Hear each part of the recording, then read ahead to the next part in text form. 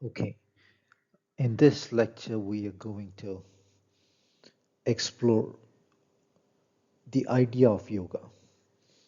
Before getting into the formal definition given by the Yoga Sutras, possibly in the next lecture, we'll explore the idea of yoga itself. The reason we need to do that is it is somewhat lost to the both the academia and the uh, popular culture now. As I just said, we are not going to enter into a formal definition of yoga in this particular lecture. Um, we are not going to discuss the definition given by the Yoga Sutras, but we'll lay a foundation in which we can appreciate the definition better. For that sake, we'll attempt to answer what is yoga and why do yoga. Yoga usually evokes the ideas of physical exercises and mm, things of the sorts. But if you look at the Yoga Sutras itself, there is no reference to any physical exercise. So the core idea of yoga was different. Some schools had leveraged physical exercises and so on in order to aid the process of yoga, but the core sense of the word yoga itself was something entirely different. Here's the etymology of the word yoga. Um, it is borrowed from Sanskrit yoga yoking union from Proto-Indo-Aryan, yogas from Proto-Indo-Iranian, yogas from Proto-Indo-European yugos, yug to join, whence also yog,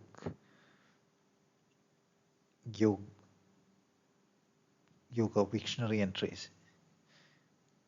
Um, the Proto-Indo-European root yug is associated with the meanings to join, to yoke, to tie together.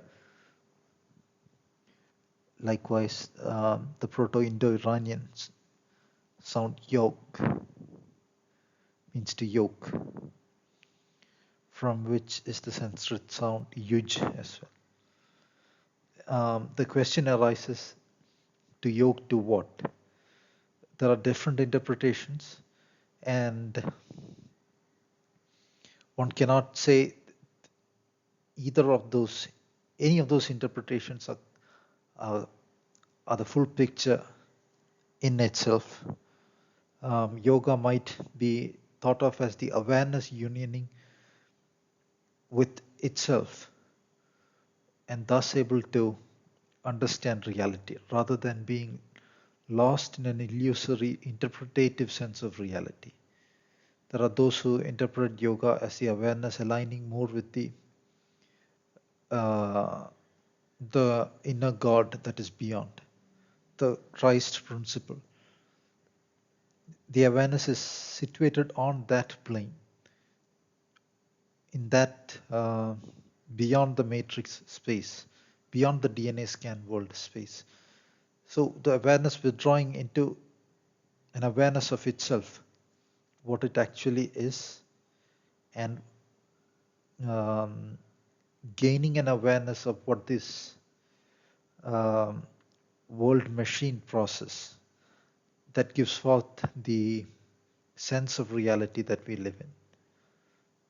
All those are aspects of yoga.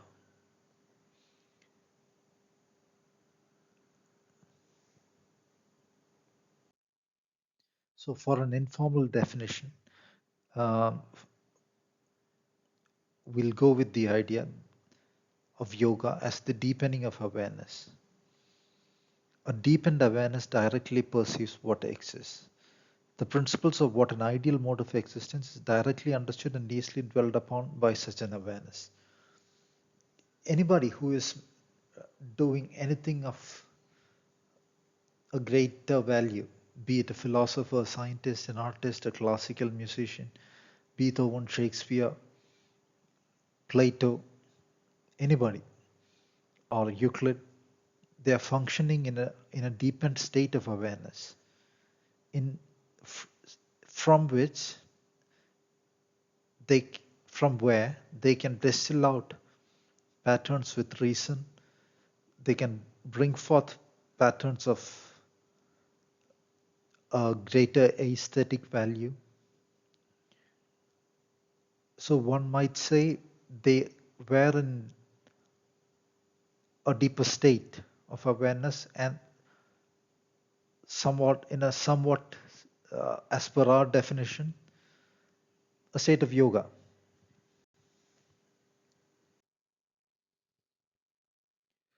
So as for the second question, why do yoga?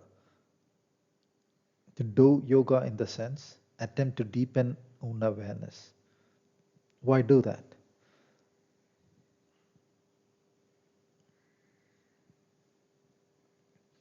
Yoga in its early definitions did not have any idea of a system to achieve health, a system to a system of exercises, nothing of the sorts. It were a later development in a few schools of yoga which leveraged the form of physical exercises in such a way that it enabled deepening of the awareness, a kind of catalyst to the process of yoga. There are different schools in which uh, exercises are not mentioned at all. You could say the form of mathematics of Bhaskaracharya is a form of yoga. The Bhagavad Gita says Sankhya and Yoga are separated by those with kiddish thought, those who are childlike, kiddish, Kidish. Sankhya means analysis and to analytically understand reality. Sankhya can also mean mathematics. If you're taking a mathematical, analytical process to understanding reality and you're deepening your awareness by doing so, you're engaging yoga. If you're trying to understand the fundamental geometry of reality through a form of deepening the awareness, purifying the awareness so as to stay in those states, in that deeper state, which is the natural state of the awareness, aware of what is going on, the world process, and the form of the world machine, the geometry of it, and so on. That again becomes yoga. Um, and of course, there are fabled benefits of yoga. A lot of superpowers described. I have put the Superman logo on the top right. If you look at the form of the Superman logo, it is a serpent inside a diamond or a Vajra symbol. These are all ancient symbols associated with schools of yoga, and it is on the heart chakra space. The serpent symbol, Westerners might lean into thinking it is something weird, but the Bible itself says, unless you've lifted the serpent on the staff, um, you cannot be like, or the Son of Man has to lift the serpent upon the bronze staff or something of the sort. You'll have to look it up yourself. So that symbolism exists in a positive sense in the Bible as well. The Bible speaks of the seven churches, which are the seven chakras. The Bible speaks of the 144,000 at the forehead.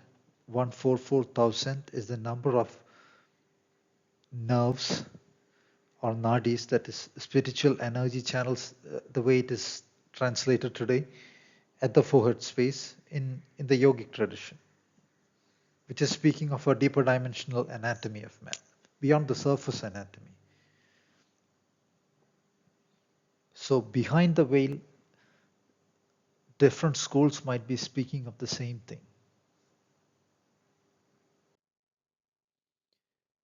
almost all of us have been subject to a system of education that said superpowers are imaginary, nothing exists beyond what is quote unquote rational. An idea of rationality has been or were introduced in which nothing beyond the everyday realm of experience is allowed to exist. Okay, if you look at what one sees in the laboratory in a quantum physics experiment, there is nothing to quote unquote rational about it. In the usual mode of thinking, if you see a particle moving from point A to point B, and you're observing it at say somewhere near point B, after some time, you have to assume it were on that line some a few meters behind point B. Think that is the way of normal thinking. In quantum physics, you cannot say that. The particle never existed when you were not observing. There was something behaving like a wave, and when you observed, it appeared where you observed. So even if a particle does not evolve linearly on a track in its motion, neither does time.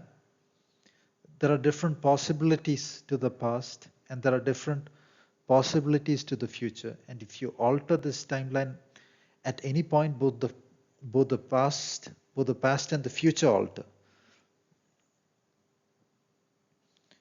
And that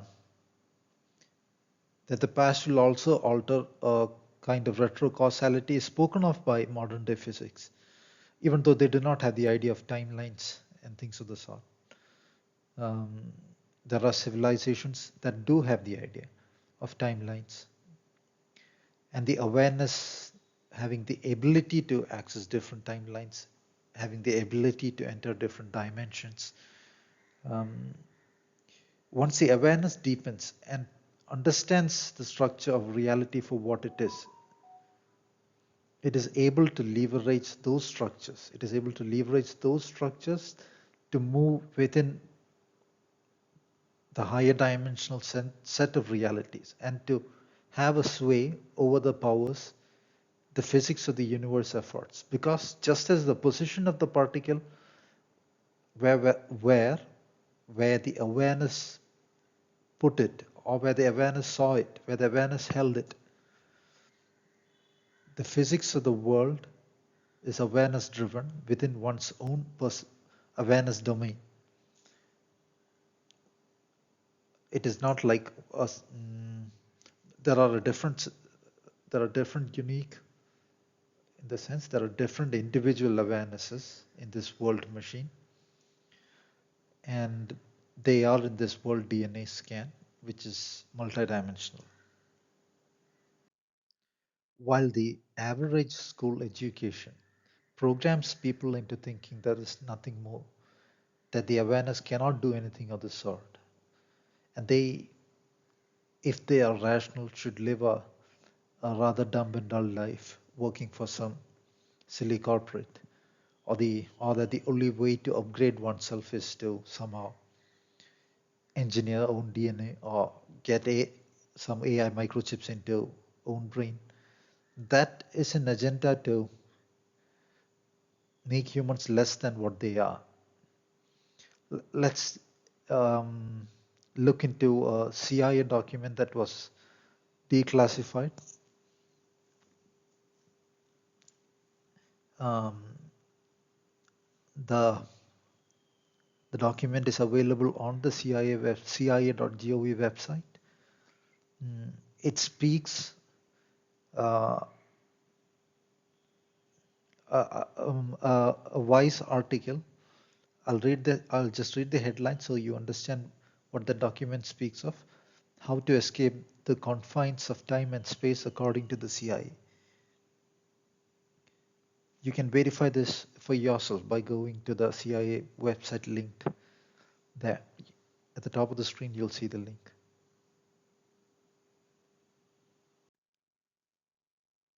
These are diagrams from the document. One of those diagrams speak of a world egg. just as the ancients spoke of a world egg, the document speaks of a eight quadrant structure to the human skull and brain. I spoke of something along the lines in the previous lecture in terms of the collapse of four-dimensional reality into three, generating these three cubes, eight, eight, three hypercubes, three-dimensional hypercubes. Okay, I'll go to the next slide. To give you a flavor of the things they do, I'll just read one sentence. Um, be intellectually prepared to react to possible encounters with intelligent, non-corporeal energy forms when space-time boundaries are exceeded. Going to the next slide. I'll read the conclusion of that CIA project. This is just what they put out there for the public to read. They know a lot more. Obviously, they are not going to put everything out there. This is the very top of what we might call the technology sector. The conclusion says, the conclusion of those people says, there is a sound, rational basis in terms of physical science parameters for considering Gateway to be plausible in terms of its essential objectives.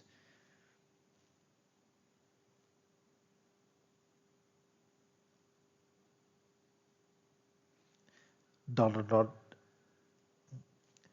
Uh, the time needed to reach advanced states of altered consciousness is to be,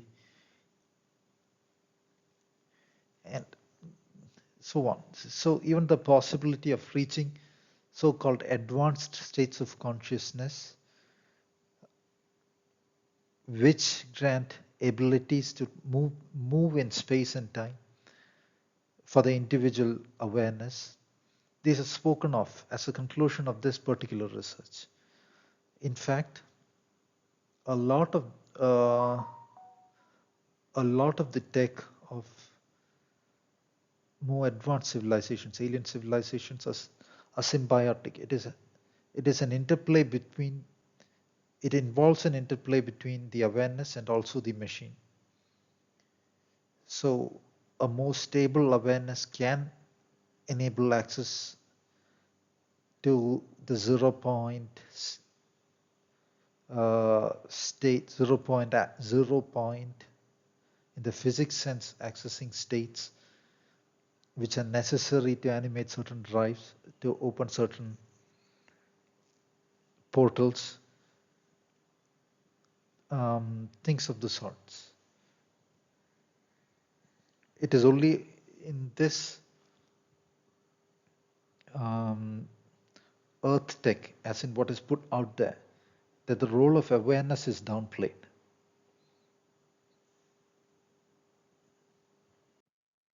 In the next lecture, we'll explore the formal definition of yoga in the Yoga Sutras.